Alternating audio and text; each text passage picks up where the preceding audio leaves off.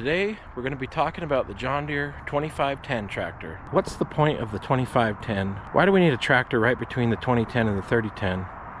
And why is the 2510 called the 2510? And there's many more questions we're going to try to answer today. It's kind of a mysterious tractor to some people. It's also become a very valuable tractor, as well as the 2520 that came right after it. In order to tell the story of the 2510, we're going to talk a little bit about members of its family. So if you guys didn't already know, the 2510 is the tractor in the middle here. So the first tractor we have next to it, you might call it its younger brother because it's a little bit smaller, or maybe its older brother because it came before the 2510. But this right here is the John Deere 2010. So we have that one there, and there's the 2510, and then over here we have the John Deere 3010, which is going to be representing not only the 3010s but also the 3020 size-wise. So to give a little bit of history, the 2010 and the 3010 both came out at the same time as the new generation John Deere tractors, and they came out in 1960, but they were designing them through the late 50s. And the tractors that they were really replacing was the John Deere Johnny Poppers and all the different models of them. These were a 2-cylinder tractor, and this one happens to have the front cultivators on it, but many of them don't. Although it had many upgrades through the years, even through the 1950s as they were getting ready to replace it, it still essentially is 1920s, 1910s technology. So in comparison, the 1010, which we don't have here, and the 2010, and the 3010, and the 4010, and even later on, the 5010, were all part of that first new generation family. They had, of course, a big celebration at that time. John Deere was pushing their new tractor hard, and of course, it was a big leap. And these tractors that came out, they were very modern. Even by today's standards, they're set up the same way as the modern tractors are through all the years, the 70s and the 80s and the 90s. They have the same general setup. Now strangely, the 2510 was not part of that at all. And this tractor started being produced in 1966, 6 or 7 years later. So that begs the question, why did they name this the 2510 if it came out so much later? Because at that time, when it came out, they had already, by 1963, upgraded the 3010 and the 4010 to the 3020 and the 4020. In 1965, when they ended production of the 2010 here, they were deciding that they were going to take the 1010 and the 2010 models and try to turn them to the utility designated tractors, which would become the 2020 and the 1020. So then if they were already upgrading to the 20 series of tractors, what did the 2510, why did they come up with that? And the honest answer is I don't really know what the engineers at John Deere and them were all thinking about the actual number they used. They could have named it the 2520 at that time very easily. But what I do know is that the 2510 was supposed to follow the family line of the 2010, but be a better row cropping tractor than the 2010. We have to talk a little bit about the John Deere 2010 here first. When it came out, it had some different variants. It had a utility size model where it sat a little bit lower. I think it had maybe a few orchard models. It even had some high crop variations. But I think by and large, most of the 2010s that were made in the row crop variation that you see right here. And even within that row crop variation, they had another variation, those that came with the narrow front, 2 tires, and those that came with the wide front. So this one, of course, has the wide front, which we prefer on our farm. We're always planting beds of vegetables, and so we need to span the beds. But the 2010 had an interesting reputation. Those who purchased them and owned them either really started to dislike them or swore by them.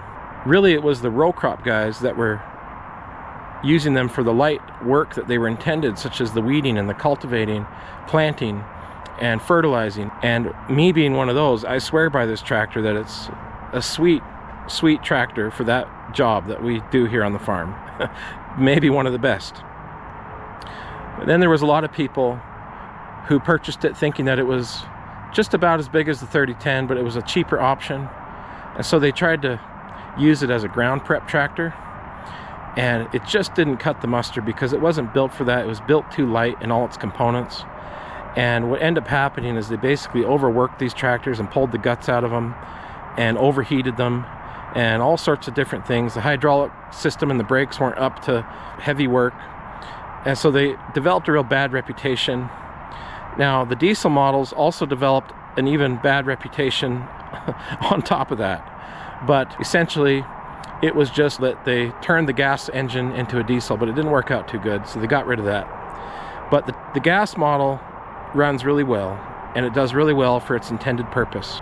A light utility tractor that could do light jobs all over the farm. In the row crop configuration, which they made the most of, it did really well at taking care of the row crops. So they decided to take the 2010 and upgrade it to a 2020 and turn it into a utility tractor with the 1020.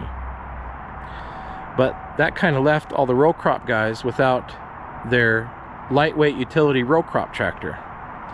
So that's really where the 2510 is coming in at. So basically what they did was they took the new utility motor out of the 2020, nice economical light duty engine in the 2510. But they wanted the best of what the 3010 had as well.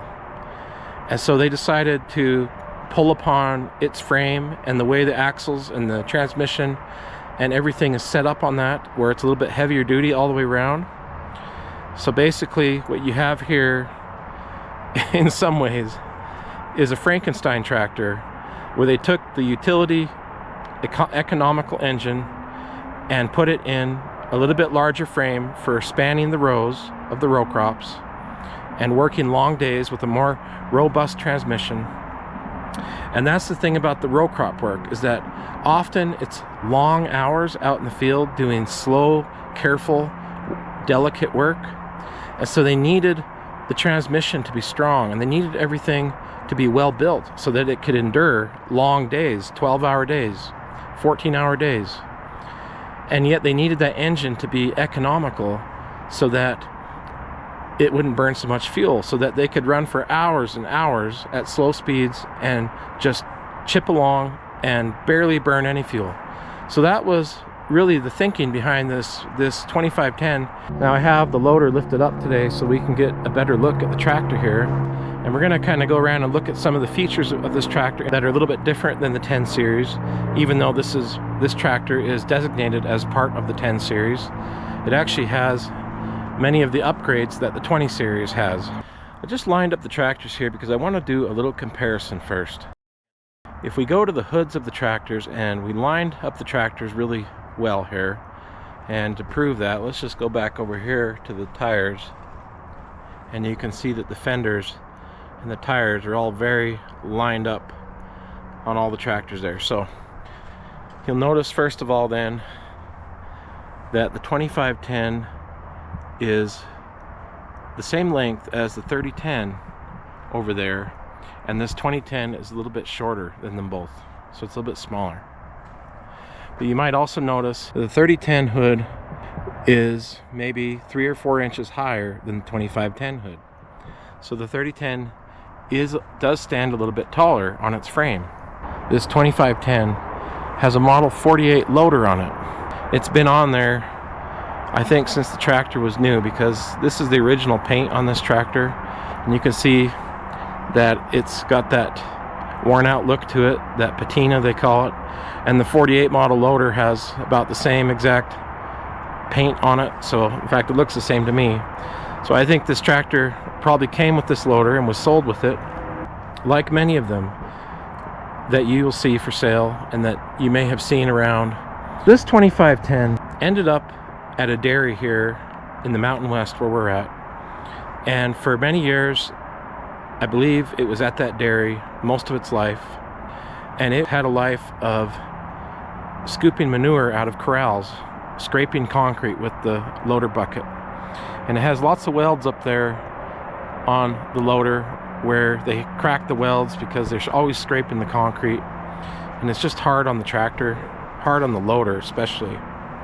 But one of the things they did because this tractor was sold to the dairymen, was they didn't need it for row cropping. In fact, in the dairy, if they had anything protruding out on the side of the tractor, you can see it's a clean line there, it would just cause trouble and get caught on things in the corral. So this being a row crop tractor though, designed for row crop tractor, this had nice long axles coming out here so that you could spread the wheels out according to the size of the rows that you were growing.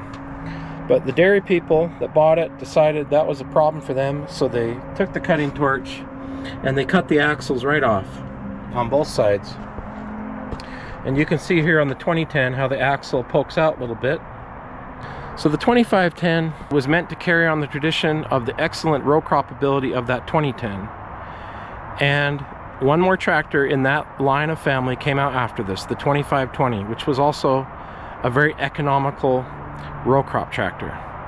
But that's kind of where the end of that family ended at. The line of that family ended at, those three tractors. And one of the reasons it ended is because what we just discussed there, of that the tractors were having a hard time selling for their intended purpose. Those that got their hands on them that were row crop farmers, again, they swore by the 2510 that it was the ultimate row cropping field tractor.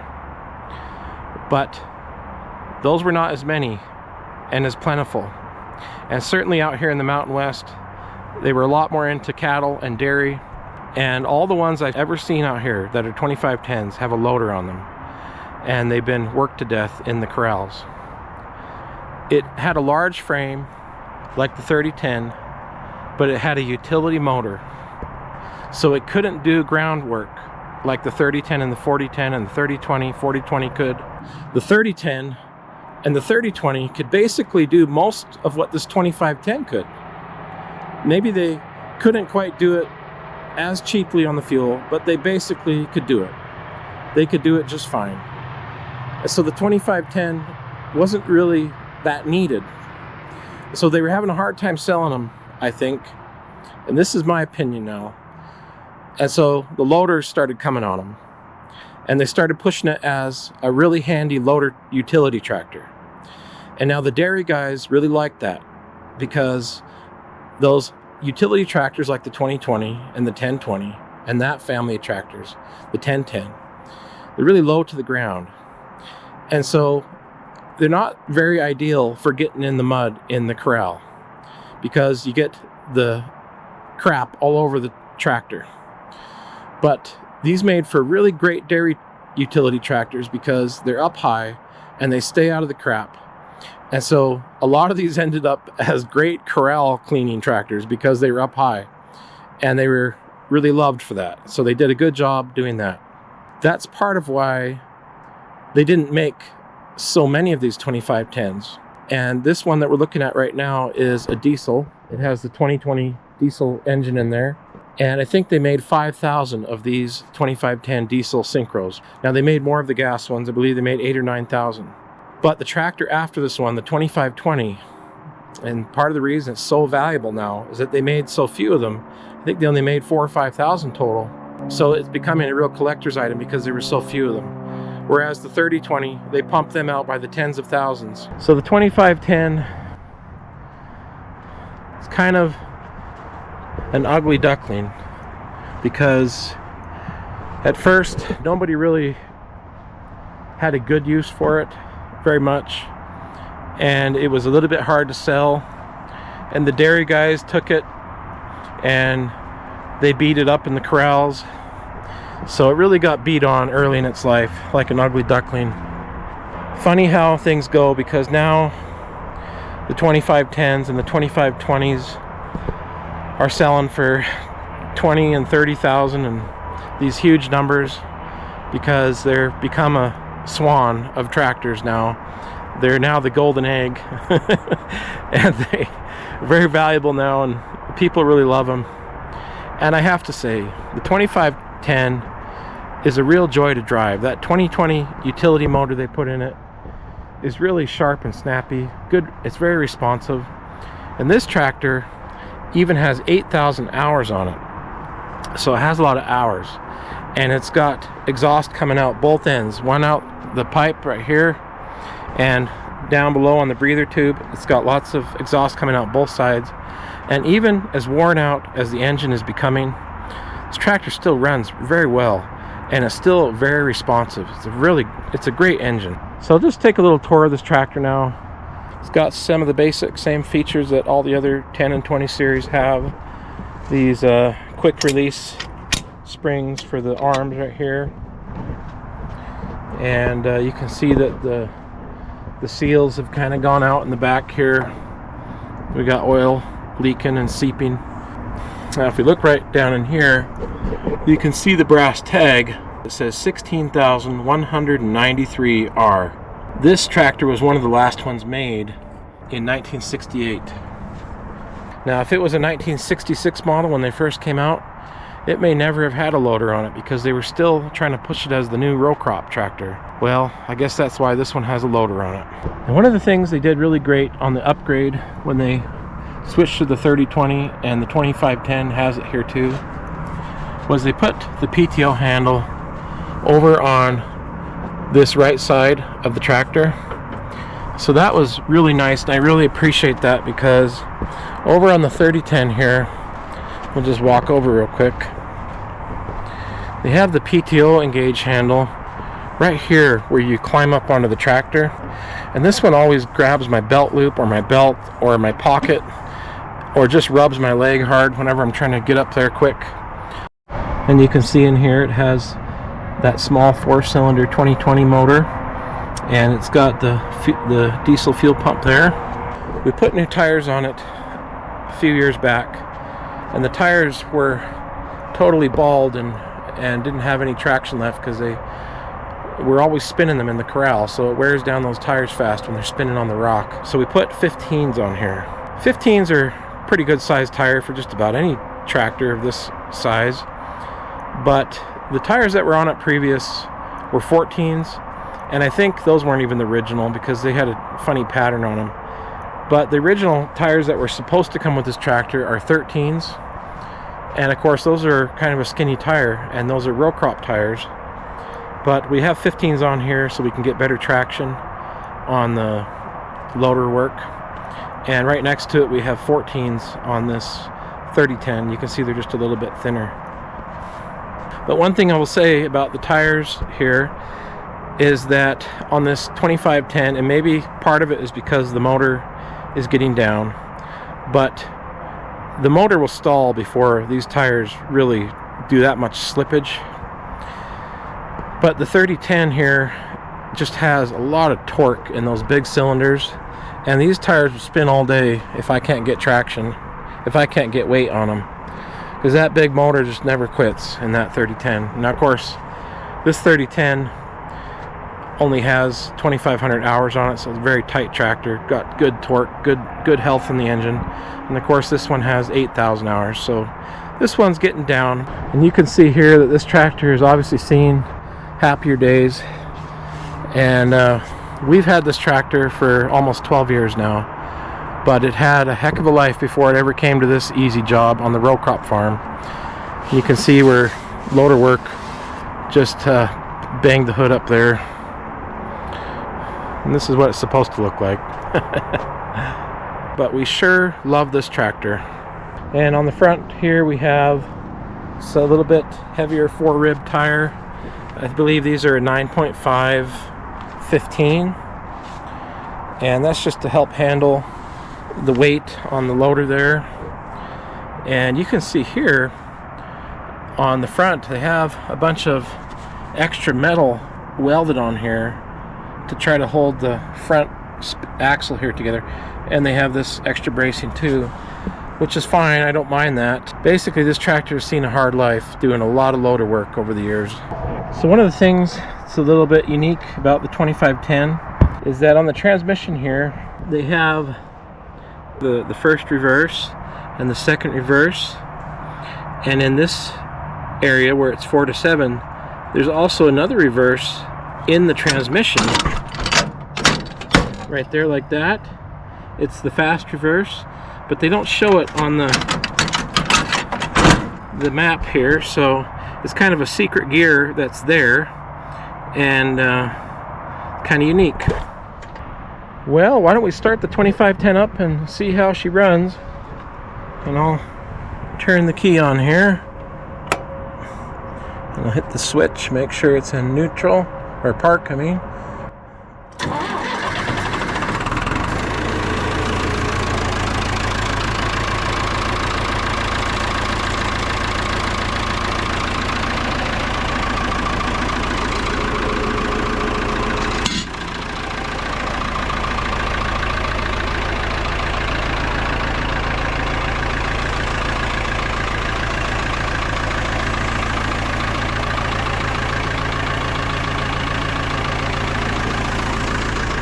So let's take this tractor for a drive.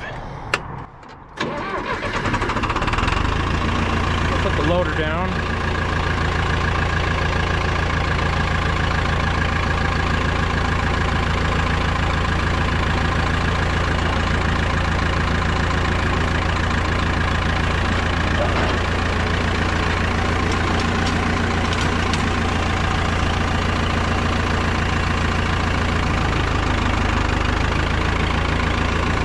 One of the things that's a little bit interesting about the 2510 as well is that it's kind of geared low, and sometimes it can be a little bit of a pain when you're trying to move around fast at the lower work, because it's just geared a little bit lower than the 3010 or 3020.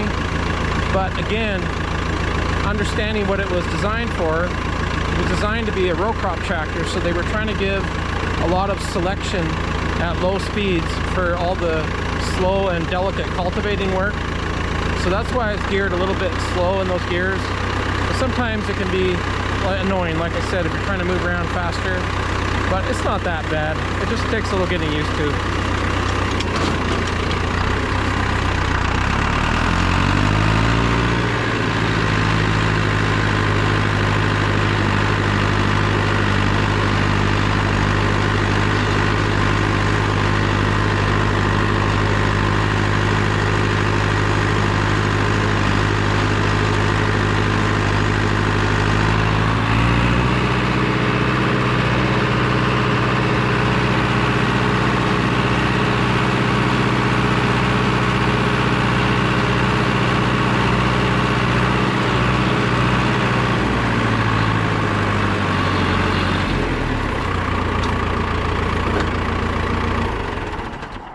So I have to say, this is one of my favorite tractors to drive, and this is one of our favorite, maybe our favorite John Deere on the farm, even though it's kind of run down a little bit. We just try to keep fixing it and keep it going. And one of the things that we do with the loader a lot, that this tractor works really ideally for, is we'll use the forks on the front, and we have a set of the 3-point forks on the back.